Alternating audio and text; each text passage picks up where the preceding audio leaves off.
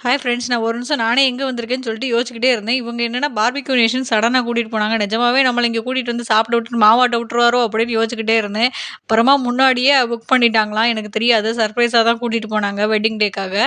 சரி ஓகே என்னதான் இருக்குன்னு பார்க்கலன்னா, எதுனாலும் எவ்வளோ நாள் சாப்பிட்டுக்கலாம் அப்படின்னு சொல்லிட்டாங்க. ஒரு வெஜ்ஜு, ஒரு நான்வெஜ் சொல்லியிருந்தாங்க. ஒரு வெஜ், நான்வெஜ் 2 பேருமே ஷேர் பண்ணி சாப்பிட்டோம். பட் என்ன இதுன்னா, இங்க உள்ள எல்லாத்தையும் சாப்பிடணும் அப்படின்னா, ஒரு நாள் ஃபுல்லா விரதம் இருந்து வெயிட் பண்ணி வயித்த காலி பண்ணிட்டு வந்திருந்தா தான் நம்ம இங்க ஃபுல்லா சாப்பிட முடியும் போல. அவ்வளோ ஐட்டங்கள் இருந்துச்சு. இடியாப்பம், சாப்பாடு, ரசம், கிரேவி, கூட்டு, தயிர் சாதம், அப்புறமா வெஜிடபிள்ஸ்லாம் கட் பண்ணி வச்சிருந்தாங்க. அப்புறமா ஃப்ரூட்ஸு, கேக்கு, அப்புறமா கூல் ட்ரிங்க்ஸ்லாம் குடுத்தாங்க. ஃபைனலா ஸ்வீட்காக குலோப் ஜாமுன், அப்புறமா கேசரி, பால் பாயாசம், ஐஸ்கிரீமு, குல்ஃபி ஐஸ் தனியா எல்லாமே வச்சிருந்தாங்க. இதெல்லாம் சாப்பிடணும் அப்டின்னா, நிஜமாவே நான்லாம் ஒரு நாள் சாப்பிடாம இருந்தா தான் இதெல்லாம் சாப்பிடவே முடியும். அந்த அளவு ஐட்டங்கள் இருந்துச்சு.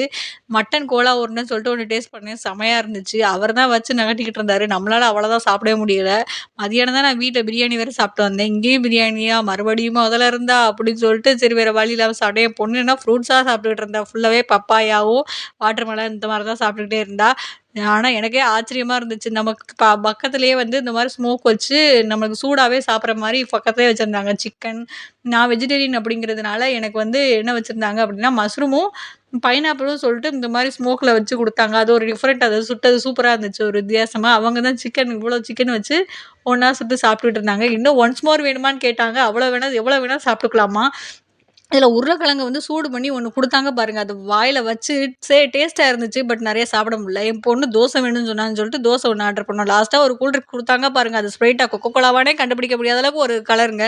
உள்ள லெமன் ஊத்தி என்னென்னமோ ஊத்தியிருக்காங்கங்க. எனக்கெல்லாம் அது ஒரு மாதிரி எப்படியே விறுவிறுன்னு இருந்துச்சுங்க. அதுக்கு சரக்கு விட ரொம்ப மோசமா இருக்கும் போலயே அப்படின்னு தோணுச்சு. கடைசியா செல்ஃபி எடுத்துட்டு அங்கருந்து அப்படியே கிளம்பிட்டோம்.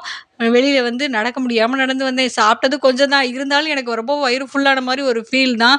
என்னால நடக்க முடியாம நடந்து வந்துட்டோம். இங்கேருந்து கிளம்பிட்டோம். பாய். இந்த வீடியோ பிடிச்சத லைக் பண்ணுங்க, ஷேர் பண்ணுங்க, கமெண்ட் பண்ணுங்க. நீங்க இந்த ஹோட்டல் போயிருக்கீங்களான்னு கமெண்ட்ல மறக்காம சொல்லுங்க. பாய்.